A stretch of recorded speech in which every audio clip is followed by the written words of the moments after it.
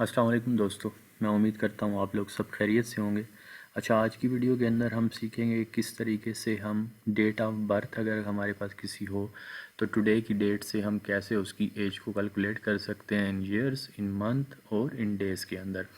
Last में हम सीखेंगे किस तरीके से हम उसको एक सेल के अंदर पूरी की पूरी इंफॉर्मेशन को ऐड कर सकते हैं कि जो उसका ईयर भी उसके अंदर शो हो, मंथ भी हो और डेज़ भी शो हों। तो फर्स्ट ऑफ ऑल यहाँ से स्टार्ट करते हैं। टुडे टुडे का फार्मूला जो है वो है इज़ इक्वल टू, और यहाँ पे हमने लिखना है टुडे और ब्रैकेट स्टार्ट और बंद करके एंटर कर दें। तो ऑटोमेटिकली यहाँ पे टुडे की डेट आ गई और फिर इसी डेट को जो है ये डेली बेसिस पे तब्दील करता जाएगा।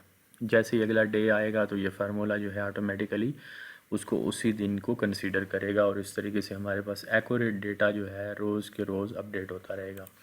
सबसे पहले हम टोटल एज जो है वो ईयर्स के अंदर निकालते हैं। उसका formula is equal to dated,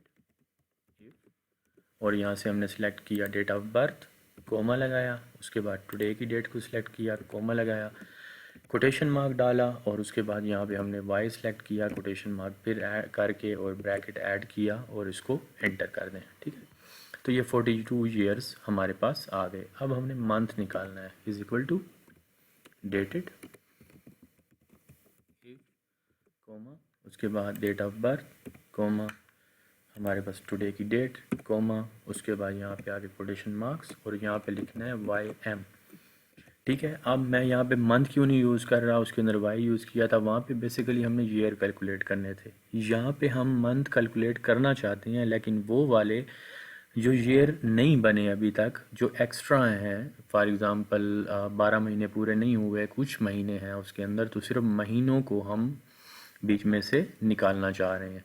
अगर मैं एम लिख दूं तो वो ओवरऑल 1980 से लेकर 2022 के दरमियान में जितने भी महीने आए उनको कैलकुलेट करके देगा, लेकिन हमने बकाया महीने जो हैं वो शो कराने हैं, तो इसलिए मैं वाई एम यूज़ कर रहा हूँ। ब्रैकेट बंद किया, एंटर कर दिया।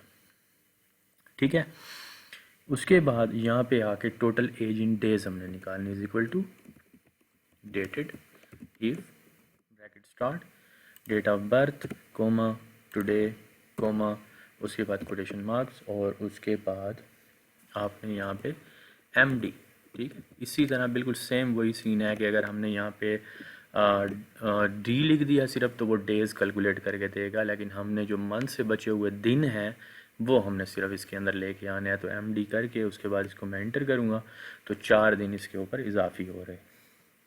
अच्छा, तो ये तो अब हमारे पास डेटा जो है वो इस तरीके से आ गया। अब हम चाहते हैं कि एक ही सेल के अंदर सारे का सारा डेटा आ जाए, तो उसका क्या फार्मूला है, is equal to dated if, same उसी तरह इसको सिलेक्ट किया, कोमा लगाया, फिर इसको सिलेक्ट किया जो हमारे पास टुडे की डेट है, इसको कोमा लगाने के बाद यहाँ पे हमने कोटेशंस और फिर यहाँ पे लिख देना है वाई और फिर कोटेशंस और इसको यहाँ पे आके ब्रैकेट के साथ बंद करें और उसके बाद यहाँ पे स्पेस और फिर उसके बाद हमने लिखना है एंड का साइन और फिर उसके बाद स्पेस दें और कोटेशंस डालें और यहाँ पे लिखें ईयर्स।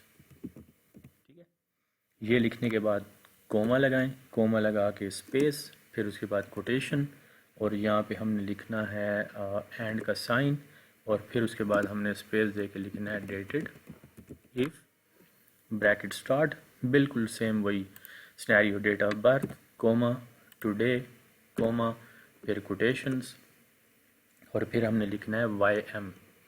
वही वाली चीज़ें जो हमने वहाँ पे यूज़ की थी, अब उनको हम एक ही रो के अंदर एक ही जगह पे लेके आना चाह रहे हैं। फिर यहाँ पे ब्रैकेट को बंद किया, उसके बाद स्पेस दें और यहाँ पे लिखें एंड और फिर उसके बाद हमने स्पेस देकर कोटेशंस और फिर यहाँ पे लिखना है मंथ। ठीक है, मंथ लिखने के बाद कोमा लगाया, फिर स्पेस दें, कोटेशन, फिर उसके बाद यहाँ पे हमने लिखना है एंड और फिर लिखना है डेटेड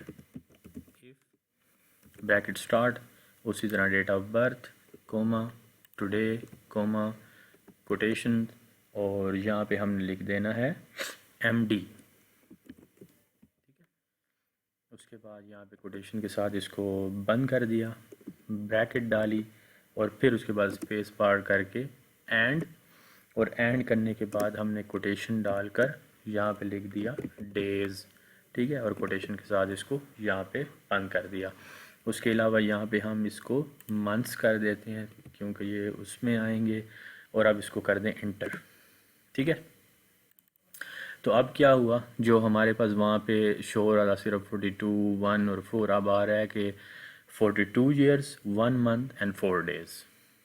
तो ये आसान सा तरीका है जिसके ज़रिए से आप एज को कैलकुलेट कर लेते हो।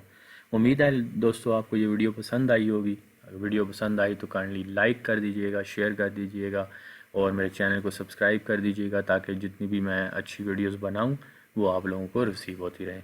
अल्लाह हाफिज़।